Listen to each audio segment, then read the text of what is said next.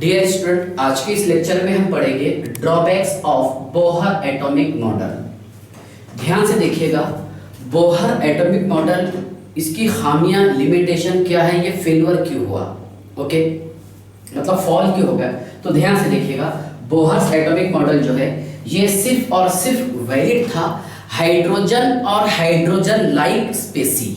Okay, ध्यान से देखिए, पहला पॉइंट ये है क्या बोहर एटॉमिक मॉडल, ध्यान से देखिएगा, Bohr atomic model is only valid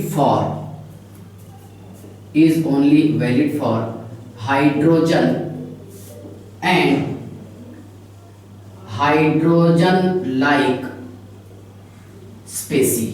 hydrogen and hydrogen like species, ध्यान से देखिएगा, बोहर एटॉमिक मॉडल ये वैलिड है हाइड्रोजन और हाइड्रोजन के जैसे स्पेसी पर। ओके, ध्यान से देखिएगा, for example hydrogen, yes sir, देखिए ये हेलियम पर वैलिड नहीं है, He पॉजिटिव पर वैलिड है, यस सर। हेलियम पर ये वैलिड नहीं है, He पॉजिटिव पर ये वैलिड है, यस सर। उसके बाद देखिए Li पर ये वैलिड नहीं है, Li++ पर ये वैलिड है, यस सर। बेरिलियम पर ये वैलिड नहीं है, Be+++ है ना, थ्राइस पॉजिटिव इस पर वैलिड है। तो इसका मीनिंग क्या हो रहा, क्या हाइड्रोजन, इसके पास में बेटा कितने इलेक्ट्रॉन होते हैं, एक इलेक्ट्रॉन, तो He के पास तो 2 इलेक्ट्रॉन है सर, तो He पॉजिटिव, इसके पास में कितना इलेक्ट्रॉन रहेगा, एक, यस सर।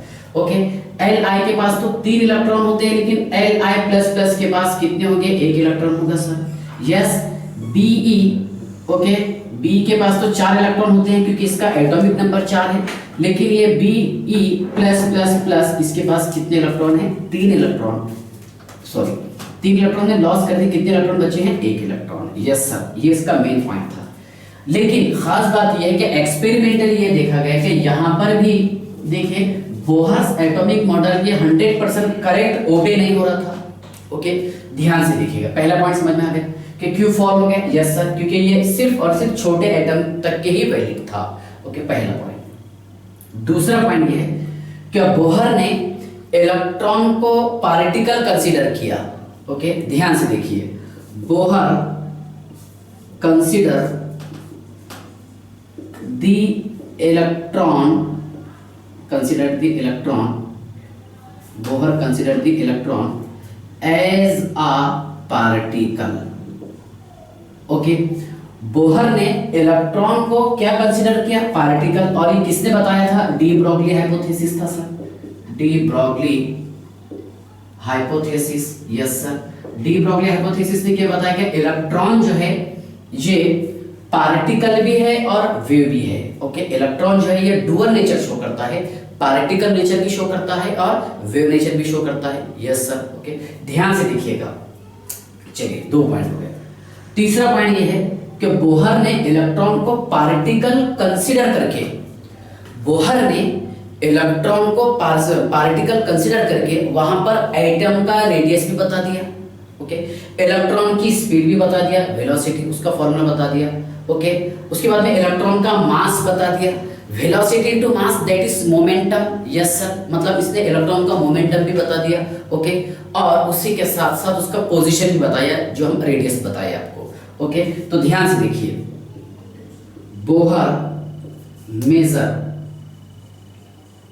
दी इलेक्ट्रॉन, ओके, इलेक्ट्रॉन का radius 0.53, yes sir, n² angstrom.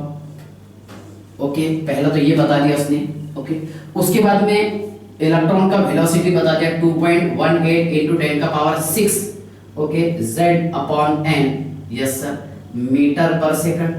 Okay, उसके बाद ध्यान से देखिए, मास ऑफ इलेक्ट्रॉन तो आपको पता है 9.108, ये भी बताया बोहर ने, into 10⁻31 kg, yes sir.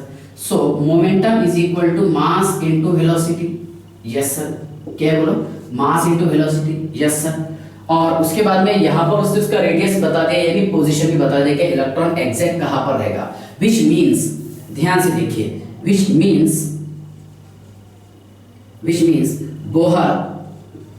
Bohr explain the position and momentum, position and momentum, yes sir, position and momentum of electron simultaneously, electron simultaneously, okay. But it is impossible, क्योंकि हमने हाइजेनबर्ग अनसर्टेनिटी प्रिंसिपल ये पढ़े हैं last lecture में कि it is impossible to measure simultaneously both position and momentum of small moving particle with great accuracy, okay. यानी दो चीजें पॉसिबल नहीं है कि एक साथ हम मेजर करें, पोजीशन और मोमेंटम, यस सर, ओके। अगर यहाँ पर पोजीशन करेक्ट होगा तो मोमेंटम में एरर आएगा, और अगर मोमेंटम करेक्ट होगा तो पोजीशन में एरर आएगा, जो मैं आपको लास्ट लेक्चर में ये चीजें डिटेल बताया हूँ, यस सर, ओके। उसके बाद देखिए, it explain only ultra fine microscopic particle, ध्यान से देखिए, अल्ट्रा फाइन स्पेक्ट्रम बोल सकते हैं, अल्ट्रा फाइन स्पेक्ट्रम, ध्यान से देखिएगा, ultra fine spectrum, it can not होना, it can not, yes sir, it can not explain ultra fine spectrum, इसने अल्ट्रा फाइन स्पेक्ट्रम का एक्सप्लेनेशन नहीं दिया, ओके। नेक्स्ट पॉइंट ये है कि इसने केमिकल बॉन्डिंग और मॉलिक्यूल कैसे तैयार होते हैं उसके बारे में कोई आइडिया नहीं दिया, ओके। ध्यान से देखिएगा, it does not give idea, it does not give idea about chemical bonding and molecular formation, okay. Molecule कैसे तैयार होते हैं और केमिकल बॉन्ड कैसे तैयार होते हैं उसका आइडिया नहीं दिया किसने, बोहर्स ने, ओके। याद रखना, आपने हर पॉइंट को डिटेल पढ़ने की कोशिश करना, ओके। नेक्स्ट पॉइंट ध्यान से देखिए, अगला पॉइंट ये है, हाँ, 6 point, the splitting of spectra और electromagnetic wave through high magnetic field called as Zeeman effect, ध्यान से देखिए, द स्प्लिटिंग ऑफ स्पेक्ट्रा और electromagnetic wave called as Zeeman effect, एक मिनट ध्यान से देखिएगा, इलेक्ट्रोमैग्नेटिक वेव थ्रू सोर्स है उसका, थ्रू हाई, देखिए, द स्प्लिटिंग ऑफ स्पेक्ट्रा और electromagnetic wave through high magnetic field, high magnetic field called as Zeeman effect, called as Zeeman effect। ध्यान से देखिएगा, क्या यहाँ पर Zeeman effect ने ये बताया, क्या यहाँ पर स्प्लिटिंग ऑफ स्पेक्ट्रा जो होता है, ओके, ये काय की वजह से होता है बताइए, हाई मैग्नेटिक फील्ड की वजह से, यस सर। और इसी में नेक्स्ट पॉइंट यहाँ पर आप स्टार करके रखिएगा, okay, the splitting of spectra और electromagnetic wave, the splitting of spectra or electromagnetic wave, yes sir, electromagnetic wave through high, okay, यहां पर क्या था बेटा, मैग्नेटिक फील्ड, तो यहां पर रहेगा electric field called as star effect, okay, star effect, यानी यहां पर स्प्लिटिंग होगा किसका, स्पेक्ट्रा का, स्पेक्ट्रल लाइन का स्प्लिटिंग होगा। अगर इलेक्ट्रिक फील्ड की वजह से हुआ तो उसे बोलेंगे हम स्टार्क इफेक्ट, स्टार्क, ओके।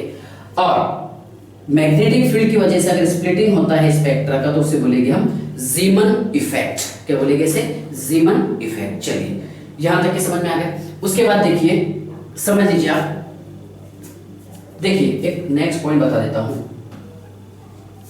हाँ देखिए सोमरफेल्ड, ध्यान से देखिएगा, सोमरफेल्ड, ये Sommerfeld, yes sir, Sommerfeld experiment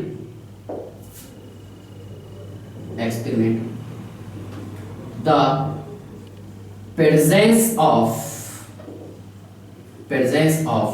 shell or subshell in atom, okay, through by using presence of atom, देखिए presence of shell or subshell in atom, okay, proof that, या फिर ऐसा बोल देंगे बाय यूजिंग, ध्यान से देखिएगा, by using high resolution microscope.